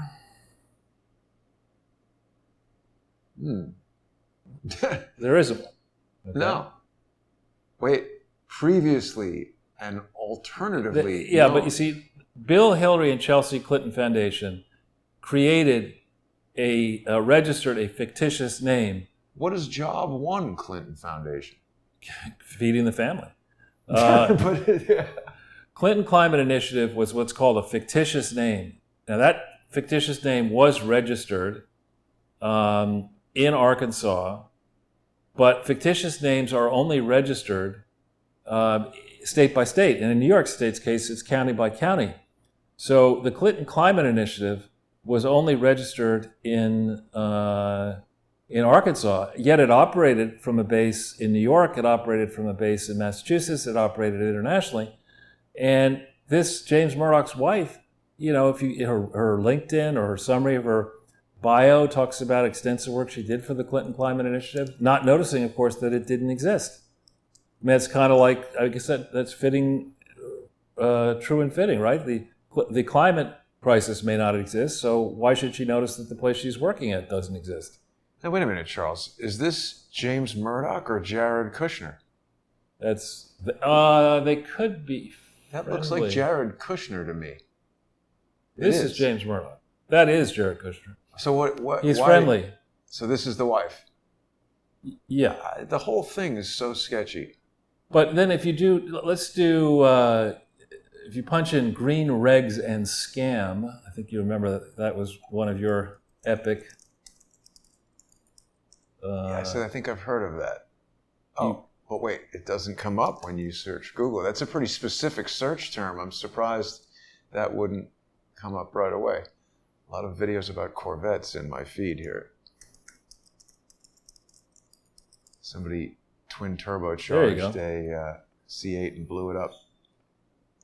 Now this is interesting to me. This only, is that true? It only had 550. Well, no, because, what happened was, remember, this was when social engineers had dinged the channel and it was almost out of business. So these were all live streamed on Crowdsource The Truth 2, where it has many more views there. And then to keep the playlist in sync, when I regained the ability to upload, I put it here, but people had already watched it. So let's just look real quick.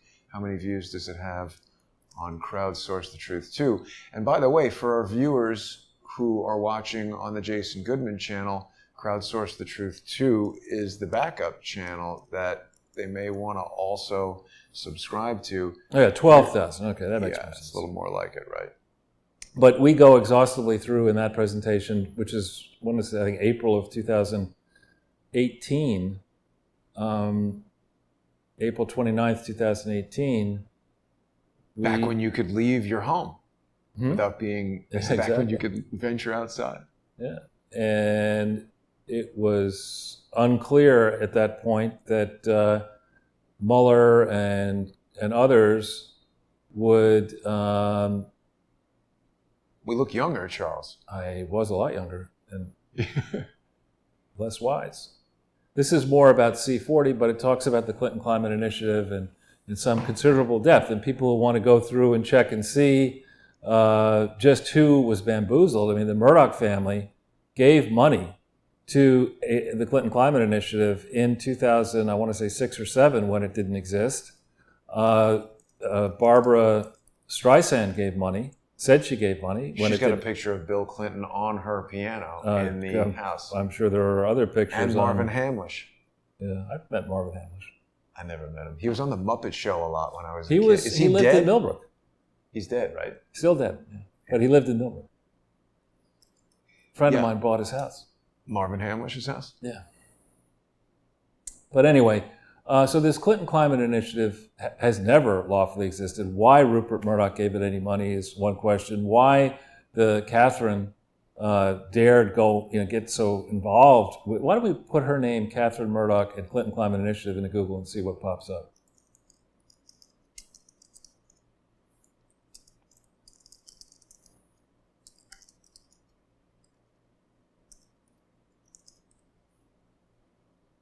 Climate Central. What is that about? Yeah, the Environmental Defense Fund. She's been on that. What is this?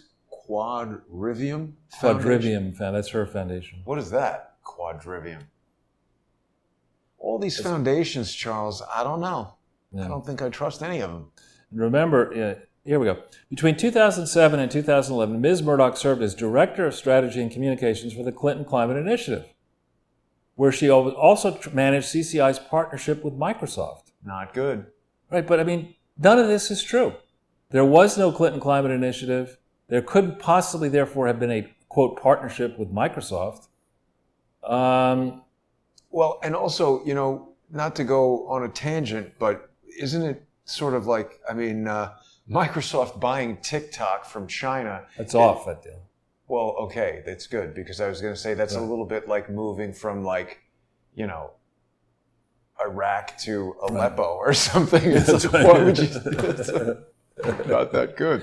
Yeah, we couldn't do it with the Chinese Communist Party, so instead we did it with them. Yeah, there's no way Microsoft would spy on you with this software. It's amazing that the president is talking about an app that, like, my friend's 15-year-old kids are like, I don't like TikTok. Are you doing anything with it? No. This is now the central focus of the president of the United States. When's he going after Snapchat or Angry Birds? That would be a good one. Oh, boy. I'm showing my age by talking about Angry Birds, Charles. I think that's totally... I'm playing along that I pretend that I know what you're talking about. Well, but back to Dr. Fauci, since he is sort of the focus of all this, what do you feel is going to happen? I mean, there's been a lot of tweets and stuff like that, but I know a lot of viewers and myself are concerned that Donald Trump, he assigned a vaccine czar. He wore the mask. He said it's patriotic to wear a mask. He wants people to get these vaccines. Well, we're 92, 93 days out from the election, and the game plan is to try to argue that in-person voting is unsafe and discriminates against minorities and who are more vulnerable to COVID than others. They're making it up. I know they're making it up, and for that reason, we need to just let Joe Biden steal the election. I mean, that's obvious, right? We just got to let him do that, and that's the way they're looking at it. They're playing for these 93 days, and they've got willing allies in the teachers' unions. I know from my experience, which I enjoyed being a single parent, getting my kids with my nanny ready to go back to school. It's if you have kids and today's August 2nd, you've got multiple kids and you're trying to think through what the hell is going to happen come late August, early September, you are in a state of high anxiety, particularly if you are not independently wealthy and you have to work. You're worried about your job. You're worried about, if you can't drop your kids off to school and you can't afford a nanny, how in the hell are you going to juggle getting to your job? Someday the kids are going to be in school. Some days they're not going to be in school. You may or may not be able to get the medical appointments done in time. And then all this anxiety, it's going to increase the anxiety just at a time when also corporations are going to be looking at this and saying, wait a minute, this we stopped everything to bend the curve. Now we're bending over and, kissing ourselves goodbye with our business because we're just hemorrhaging money. Customers are not coming back as quickly as possible. We got to sign a new lease, multiple leases. It's a very high anxiety period. And unfortunately, the lamestream crooked media is doing everything it can to try to tilt the playing field. You mentioned the Joe Biden polls. I mean, the Joe Biden polls are frankly absurd. I mean, they're going to need a pole to hold him up soon. Exactly, the rope, put him around his neck and hold his neck up. I mean, the tricks of the trade include, and we talked a little bit about this on Wednesday with Ken, that if you're going to do a poll for the November 2020 election, you've got to poll a representative sample, and that's the key issue, a representative sample of likely voters, not registered voters, because a big percentage of those may not vote. The question is, what do likely voters say? And you should not bias the result by, as they typically do, starting with a whole bunch of questions that include, how much do you hate Donald Trump? Do you think Donald Trump is worse than Bill Clinton or worse than Jeffrey Epstein? Right. Why does Donald Trump insist on marrying primarily foreign women? And then do they ask questions I'm just making like these questions up. And then at the end you say, are you in favor for God's anointed savior, Joe Biden, or would you like to vote for Satan worshiper Donald Trump? I mean, that's where some of these polls are going. And the enthusiasm gap between, what I remember from 2008 for Obama and this geezer. I mean, and people age, and that's why I'm getting older, you're getting older, we're all getting older, but being president of the United States when he'll be 77 or 78, should he make it, if he wins, to the inauguration date, with his performances. I mean, there was a streaming, Jesse Waters was talking about how the latest streaming episode of Joe Biden had, I think it was 237 people were watching. Wow, we have 1,983 watching. And right I'm now. not running for president. Nor, Maybe I should. Maybe you should. Yeah. Or mayor, anyway. Right. So here's a guy who's, to considerable fanfare, says, I'm going to announce my candidate for vice president by August 1st. It's August 2nd. Whoops, I need another week. Oh, did he say that? He said another week. He wants another week. Well, why does he need another week? Michelle Obama's on vacation? Oh, she'll be on vacation for all of August probably. But then their new, massive estate on Martha's Vineyard right on the water there, that's not going to be hit by global warming, of course, within 10 years. Right.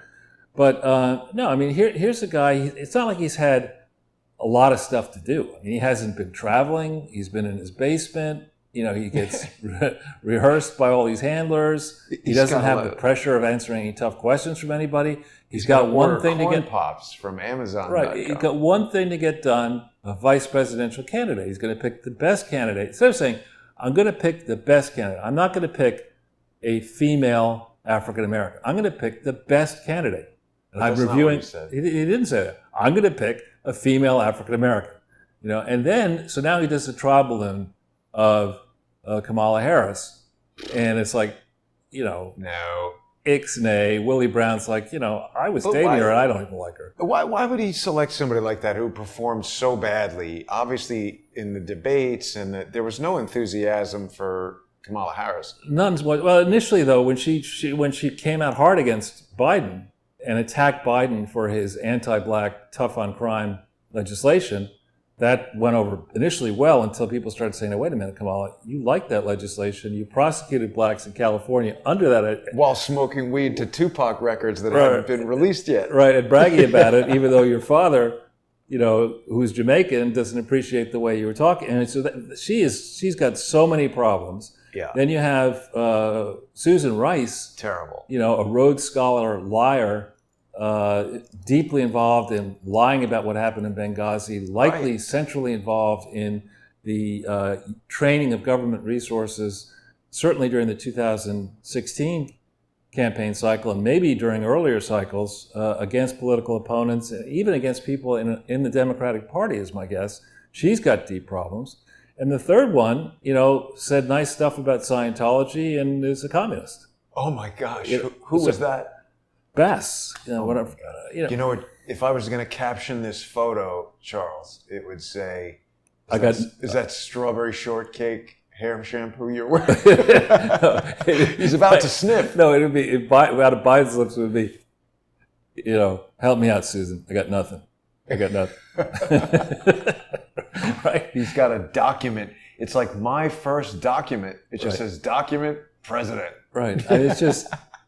This is, to me, it's like in my own case, the ominous time when, as a banker, I had been not really playing much competitive tennis for a long time, and like on a lark, I thought I'd enter a tennis tournament, a real tennis tournament, right before the U.S. Open, which I didn't realize was a feeder tournament to the U.S. Open, and not having the latest gear, of course, not going to the gym, not playing much tennis. I, on a lark, said, well, why don't I enter this tournament? And I was out in the West Coast on business in Oregon, actually.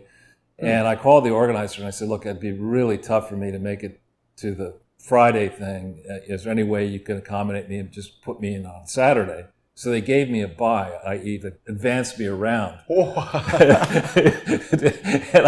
I went out, I was with my ex-wife and her sister, and it was up in Pittsfield, Massachusetts, and I went to this indoor place and I saw everybody playing, and I just quickly looked around. I said, I could beat all these people. And I thought, I'm going to be in the finals. This is going to be awesome. And who am I playing? I say to them, oh, no, sir. The tournament's out back. And so we go to the outdoor courts, and it's like the difference between, a puffball sound of tennis, ball, go out, it's like bullets, and I go out there, holy shit, I should just give up now. And I was about to say, on second thought, I'm not going to do this. When they say, oh, Charles, meet your opponent. And I turn around like this, and I don't see the head. And It's Dr. Fauci. it's like gigantic athlete, I said to my ex-wife and her sister, I said, listen, this will probably take about 20 minutes, 25 minutes for him to kick my ass. Just leave and come back in half an hour. And don't ask me what happened. You didn't win? I got shellacked. Are you kidding me?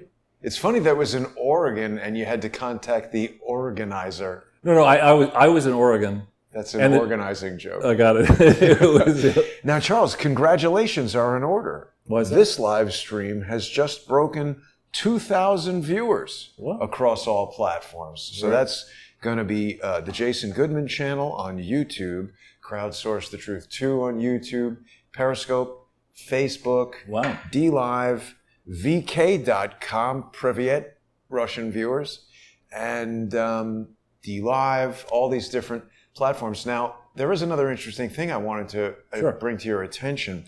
There appears to be an open lawfare attack underway on Patreon. And that doesn't necessarily mean that what Patreon has done is not objectionable, but some prominent alternative news personalities, namely Mike Cernovich and Tim Pool, have been encouraging people to enter arbitration with Patreon, really mostly because of what they did in 2018 to Sargon of Akkad, which I did object to. They kicked the guy off for saying something that they determined to be hate speech. My personal feeling is unless you directly threaten someone or encourage some illegal activity, freedom of speech should allow you to say whatever you want, and if people hate it, your viewership will decline and you'll be minimized in that way. So I agree that Patreon has done things that I object to, but I don't appreciate what these guys are trying to do because I think they have perhaps another agenda. There's a lot of honest people who earn their living from Patreon, and attacking them for that seems hypocritical when we've seen the same sort of things done by YouTube, Facebook, certainly Twitter, which owns Periscope. So I'm concerned that these guys are attacking Patreon. I hope that sponsors of Crowdsource the Truth will stay with us on patreon.com/crowdsource the truth. They can also use subscribestar.com/crowdsource the truth if they disagree with Patreon or otherwise don't want to use it. But the other thing that these sort of self-fashioned legal pundits, true, Mike Cernovich is a lawyer, but that doesn't necessarily mean he knows anything. They're coming to these conclusions that I don't believe they have adequate information to arrive at. Conclusions like this legal victory is going to put Patreon out of business. I'm not sure that we can arrive at that conclusion yet. There is a huge investment in Patreon, irrespective of how they perform in the actual market. There's a lot of people who don't want them to go out of business. So I hope people will stay there with us. People might want to switch to Subscribestar. I've actually just initiated yet a new sponsorship program, Charles. Facebook, as objectionable as they are, the Zuck, they've invited me to participate in something called fan subscriptions. So viewers of Crowdsource the Truth who enjoy watching on Facebook can now subscribe to Crowdsource the Truth and sponsor the show. Basically, you can do it by going to there's a, what's it say here? Facebook wants to show notifications. No, I don't want that. But people can go to the Crowdsource the Truth. There's a Facebook page there, and now it has this thing that says become a supporter. So for $4.99 per month, which I guess you pay through Facebook, it's not entirely clear. I don't think there are Look at this. any. You're getting a 4.7 out of 5. From 87 people. That's so pretty it's not, good. And it's not just my mom. That looks like a very attractive person who is not your mom, most likely. I don't know who that is, but yeah, people can now become supporters, and they're going to get access to the sponsor-exclusive shows moving forward. Obviously, I don't yet have the thousands of sponsor-exclusive episodes on there that have already been done, but people who become sponsors get access to those shows. And if you are a Facebook supporter and there's a show that you'd like to see, you'll be able to message me through Facebook and I'll upload them to there. Actually, that goes for Subscribestar as well. Someone actually sent me a message on Subscribestar. They were looking for a particular episode from before the days that Subscribestar started. If you're watching now, I'm sorry, I That message was a few days ago, and I meant to upload it. I forgot to. So please get back in touch, and I'll do that. The other thing, Charles, is that there's a lot of expenses that are going to be increasing, specifically my usage of Vimeo because of the amount of content that I'm putting out. I'm shifting to a new Vimeo contract that's going to have a serious impact on the cost, but I don't want to translate that cost to the viewer sponsors or the co-hosts. So what I've done is I've limited the number of $2 per month sponsorships that remain. So people who want to get in for $2 a month should go to patreon.com/crowdsourcethetruthnow. And there's only about 50 of those left. When those are gone, you will not be able to access Patreon for $2 a month anymore. It'll go to $5 a month. I will leave the $2 a month sponsorships available on subscribestar.com/crowdsourcethetruth, but I'm trying to find a way to make it more equitable for the co-hosts. Co-hosts will be able to offer $2 a month sponsorships. I don't mean to get so complicated on everybody, but trying to really make a drive here towards sponsorship while there appears to be a lawfare attack on the primary source of income. So, well, that bears some additional commentary because I think the founders and those who got behind the First Amendment wanted to encourage a marketplace of ideas. Indeed, back in the day, there were numerous pamphlets. Many of them were anonymous for fear of being executed by the king and other reasons, and the king's people. But the idea was that there ought to be a real marketplace of ideas. And Thomas Jefferson, I think, is the best source of the rationale because he's the one who authored the Virginia Statute on religious freedom, which was then, and authored the Declaration of Independence as well. So the theory was you would have as free and open a marketplace of ideas as is possible. And if somebody said something that was really stupid, the idea was to give that stupid idea prominence and then, dress the person down and explain to the world why it was a stupid idea, rather than having everybody cower in their basement with Biden, afraid to say anything, right? Which is the direction we're now going, where Google can stifle you and who knows who else can stifle you, Facebook, Twitter, and others can stifle ideas that they do not like. Yep. In the same way they're trying to stifle competition. So it seems to me there is President Trump and government writ large in the U.S. and around the world really needs to get serious about encouraging the marketplace of ideas, giving people a chance to express their ideas, and saying to people, look, if you say something that is hateful and knowingly wrong, whatever, you can be ultimately punished for that. So if you have an idea, it's grounded in fact and reasoning, lay it out there, lay your supporting arguments out there, and let's debate, and discuss these ideas. Often, the revolutionary ideas that disrupt for the better are the ideas that really upset the powers that be. Witness Galileo is one example. So, right. I think we're really at a place here where the Google and Microsoft and some of these other monopolies and near monopolies have way too much power. We're, as I say, 92, 93 days out. We don't really know how this election is going to work yet. And there's all kinds of misinformation circulating about what Trump's intention is and what other people's intention may be. In Trump, we have a candidate who's actually, you could have been skeptical, as I was back in 2016, whether a billionaire businessman is going to be a great politician. But now you've got a track record. Has he made mistakes? Of course he's made mistakes. Has he, on balance, done a lot more good than harm? I would argue, yes, he has. In Biden, he is a mistake. He's a walking, talking mistake. I mean, he cannot open his mouth without saying something stupider than he said moments ago.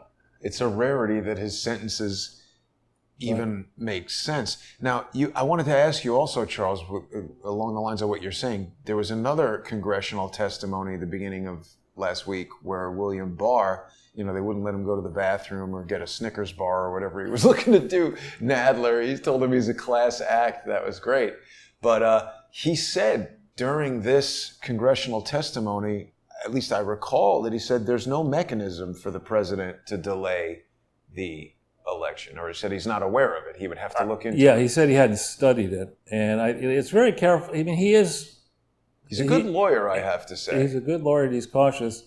When I think through, and I haven't, exhaustively vetted everything yet, but I I am alarmed that in certain key states, Pennsylvania is now talking about, on the one hand, moving to mail-in voting exclusively, but on the other hand, there are reports that registrations for Republicans are 5 times the registrations for Democrats. Wow. On the enthusiasm quotient, I mean, I think I may have seen a few bite me stickers, but I haven't seen any Joe Biden stickers. I mean, and ordinarily at this point, you would expect to see here in New York. I mean, remember where I live in the West Village is part of the district represented by the train wreck. I mean, the car wreck. Gerald Nadler, SUV. right? Yeah. And the real story and how that car crashed will be interesting to learn at one point. But and you just don't see any Biden stickers at all, or posters, or pins, or anything. And I do think he's going to have a hard time. He's kind of like the decision to replace old Coke with new Coke. I mean, it didn't make any sense. The people who liked the taste of old Coke were pissed about the taste of new Coke, and in the end, they went back to old Coke, but they eliminated the. But we're still talking about it, so perhaps it was a marketing stroke of genius. Charles, if this were a National Geographic video, I would say that Gerald Nadler is about to get eaten. Exactly. But this is where I think it was just somebody, independent journalist asking him, and this is where he said it's a myth. Yeah. But Gerald Nadler, that was just disgraceful how they were conducting that congressional hearing with William Barr. And it wasn't a hearing; it was a telling. I mean, exactly. Instead of it was really you look at that and obviously the people around that or directing that hearing were not thinking clearly, or maybe they can't think. They were all hair on fire maniacs. Yeah, they're hysterians, but they were sitting there and they were basically saying they were showing you what it's like to be on the receiving end of an intolerant government. You invited a senior member of the cabinet to come and give testimony under oath, which he agreed to do. And then you ask him a question, and he's about to try to answer the question. You cut him off, and you say, "I reclaim my time." I mean, it's what's the point? They should have just made speeches and not even had him there. Right, exactly, and which is certainly what they're going to do with Biden and Trump. I mean, the more I think about it, Biden, it will be like, I don't know what it'd be like watching a snuff movie, which I wouldn't want to watch. But I mean, it's just not going to be close between Trump and Biden, even if you have Jill Biden be the moderator and answering questions. I mean, it's not going to work well for Joe. It's just not.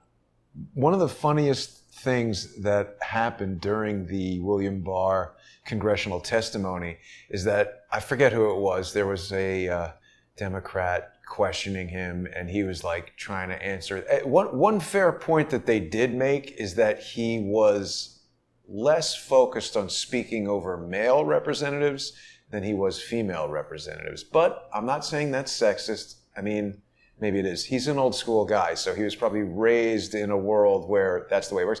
Point is, all of the representatives were incredibly disrespectful to him, not even just because he's the attorney general.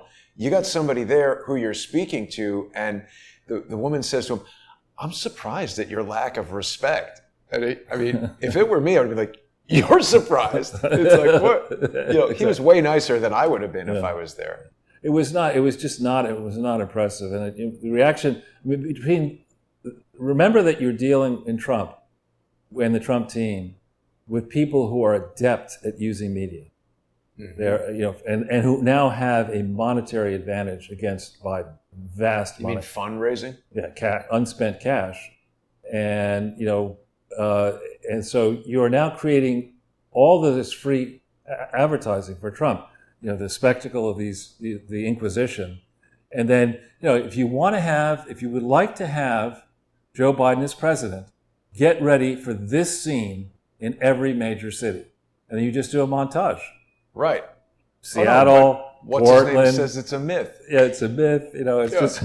What does he think that is? Are they running clips from Blade Runner? That actually happened. What's the myth? He's out there. The guy's, he's completely out there. And the difference, if we look into Gerald Nader, I don't think he has a distinguished legal career. I don't think he has. Is he a lawyer even? He is. But I don't think he has, Barr, on the other hand, does have a distinguished legal career, and he's careful. And there's a lot going on. One of the things, we won't say his whole name, but there's a guy called Kevin who's been very helpful. His colleague Bob, and they send me emails, stuff they think is interesting. And Kevin has been quick to notice that the Justice Department has been incredibly active on a daily, calendar day basis, promoting their various prosecutions, plea agreements, and indictments involving large-scale frauds and swindles. And so Barr is aware, not of the particulars of each of these, but he's generally aware of who's being prosecuted for what and what may be coming next. Right. He's certainly in the loop with Durham. And the biggest bombshell in everything that he said recently was when pressed, Texas. That somebody else is looking into. U.S. attorney in Texas is, Yeah. Listen, I've made no secret of the fact that I do not trust William Barr. I think he is a G.H.W. Bush man who is still covering up for the crimes of Iran-Contra, which would include Bill Clinton, who I think has been a crony and even a disciple of G.H.W. Bush and his involvement in Iran-Contra, allowing cocaine to fly into Mina Airport. I think that's what cemented his position as candidate for president, and I think the Bushes and Clintons have worked hand in glove since then. So for people who don't like the fact that I say that, William Barr did X, Y, or Z, the truth of the matter is I actually was feeling sympathy for William Barr during that ridiculous congressional hearing. But one of the strangest things about it is I don't like William Barr. I don't agree with William Barr. I don't think he is an ally of President Trump. But I do think he is an incredibly shrewd lawyer. Oddly, the more I have observed and interacted with Alan Dershowitz, I don't have that same impression. I think Alan Dershowitz is good at lawfare, and I think he's good at outrage and writing books and being in the spotlight and getting out there. But, it's interesting. You're in your profession. I'm sure there were people operating at your level who you'd be in a meeting with or whatever, and you'd leave there thinking, this guy's an idiot. And when I was on the set of movies like Spider-Man, X-Men, there was always a number of guys like, how the hell did this guy get here? Right. So I'm not a lawyer, obviously, and it's hard for me to make these evaluations, but I have a feeling if I were a lawyer, I might feel that way about Dershowitz. How the hell did this guy get here? I think he's past his best days as a lawyer, let's put it that way. and like Fauci, he should mouth off less. He should stick to his topics. We talk about topics, but they're all related to the exposure of frauds, complex frauds. And I should actually just briefly comment about Lights Out, the GE book. Oh, yeah. I've had a chance to read more of it. And I'm just catching up with the comments about Fauci, and I do like showing him. Yeah. This looks like he's at the pool or something. I know. I can say one nice thing about him. What? He looks very healthy for a man of his age. Yeah. Next thing you know, he's going to be on the Emerald Cooking Show or on Lydia's Cooking Show. I prefer to have him there. Yeah, or with who's the guy, the English guy, Master Chef or whatever it's called. Gordon Ramsay. Yeah, he yells at everybody. I would love to see Gordon Ramsay yelling at him. That is not a beet salad. Exactly. He does make really excellent restaurants, Gordon Ramsay. But so briefly on Lights Out, this is a book written in cooperation with many GE executives, and it really starts, it turns out, it bores in, it doesn't go deeply enough into the past. As a guess, in order to get the book published and the contract or whatever, I'm not saying they pulled their punches because they're quite tough, and they basically say GE has fallen, and they do attack Welch, and they attack Immelt, and they attack other people, but they are not all that numerate. How could they not interview you for a book like this? But it creates an opportunity. And I'll show you why. If you just go into Google News and punch in GE and just Google News without punching anything in. When I do it, I get to an Economist cover story.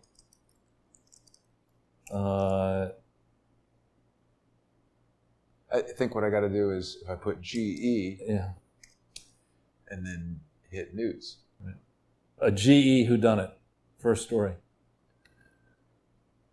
You know, the downfall of America's industrial giant is a cautionary tale for all big firms. Now, this is the current edition. Okay, now, I was mentioned by The Economist and most media, but by The Economist in particular about this, by the editor of The Economist, by name. In fact, if you punch my name in, I wonder if it'll come up. It's Put my name in quotes. To sign up for it or something. You don't have to do that in Google, though. Okay, wait. Do what? GE and Charles Ortel? And The Economist. Charles Ortel in quotes.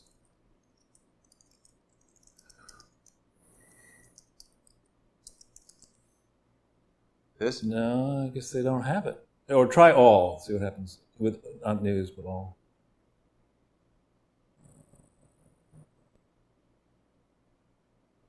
Here, this one. February 9th, 2010. This is a review of Paulson's, and it might not have. I think I have to stop there. Well, if you go back into the summary, of the Google search results, it says this is a review of the book. Added to the worries of influential GE bears such as Charles Ortel. So The Economist knew about me in February 9th, 2010.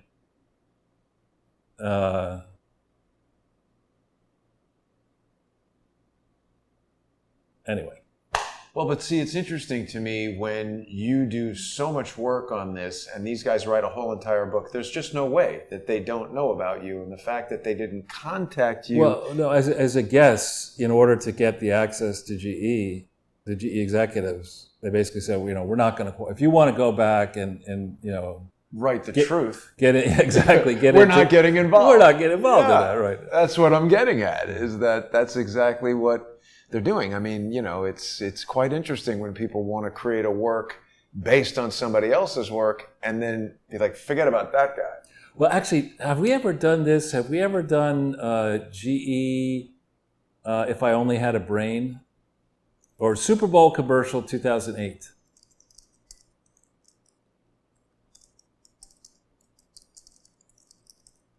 Was it a robot or something? Here it is. This is, it was, I guess, 2009. Yeah. Somebody at GE actually allowed this ad to air. And I looked at this. This is in the middle. I'm pounding GE, at this time on CNBC, on Bloomberg, on Fox Business, and Wall Street Journal, and New York Times, whatever. And they try to sell smart grid technology from GE with a robot falling down. If I only had a brain. I mean, it's nuts that something like that would have been paid for. Yeah. I think sometimes people and corporations and entities get to a point where nobody wants to say no. I think I told you this story. I asked Dennis Murin, very famous visual effects supervisor, how could you allow George Lucas to shoot Attack of the Clones on a digital camera with a 2/3 inch chip? And he said, because if I didn't, somebody else would have. Yeah. So at least he could control the disaster to whatever extent. But that's, back in 2009 with GE, it was still, they were in the midst of a crisis. You had a new president in Barack Obama. He was just going to appoint Jeffrey Immelt to be his stimulus czar to spend the stimulus money. They controlled NBC Universal. They controlled, they were a massive advertiser. They still had, they had barely just lost a AAA rating. And this is what happens when a company, he looks a bit like Jay Leno in this, doesn't he? Yeah, the chin. But it's the book, this Lights Out book, for people who like business, it's business stories, it's worth reading. I mean, one of the vignettes they talked about is, I never did $130 billion worth of M&A transactions, but I did billions, tens of billions. And as an agent, and it talks in this book about how Jack Welch bought $130 billion worth of acquisitions, 1,000 acquisitions in 20 years. Wow. And, my advice to him, had he wanted to listen to anybody, is I'd buy a few less, like a lot less. That's crazy. Anyway. Yeah. So the art department, has outdone itself once again, Jason. And Thank you, Charles. Yeah, this was a good one. I like this, and making him short was quite... This is a terrible guy, Anthony Fauci. I mean, joking aside, if people have not yet seen the interview that I did last week with Dr. Judy Mikovits, her co-author, Kent Heckenlively, and her attorney, Larry Klayman, I don't know that shocking, stunning, these words are, it's almost hackneyed at this point, Charles, because it's no longer shocking. Yeah. It's basically par for the course, but they have done everything that they can. It still is amazing to see how the mainstream media gets behind and just says, well, this person is debunked, discredited, conspiracy theorist. The amazing part is they say that, and so many people will look no further. They just say, oh, well, why would we listen to her? She's a debunked conspiracy theorist who is discredited. Next. And it's glad you brought that up. And a companion thing to think about is that the people, the Faucis of this world who get to make those pronouncements go through academia, where, that's a pipeline where 99% of the people in academia believe one thing and one thing only. They hate Trump. Right. Exactly.